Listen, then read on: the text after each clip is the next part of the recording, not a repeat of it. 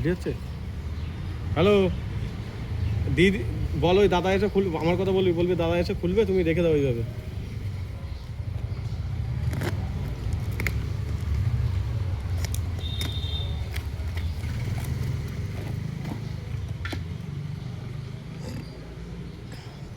হ্যাঁ বল বল।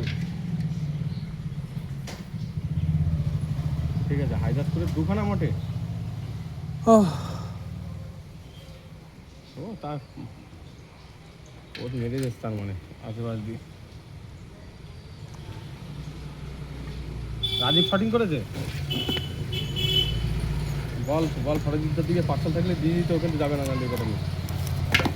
বুঝলি কি বললাম? হ্যালো, বলছি একটা রানশিট করবি, আগে পিক আপ থাকলে পিক আপটা আমার দিয়ে দিবি। কেন বলতো, সকালে 3-4টে 5-7টা রানশিট রয়েছে তো, নাহলে অসুবিধা হয়ে যাবে বুঝছিস। আগে পিক আপটা আমরা দিয়ে দিবি, দিয়ে তারপরে একটাই রানশিট করবি, একদম যেন রানশিট যেন বাইরের উপরে থাকে, বাইরের উপরে থাকে। 5 পাতা লংয়ে।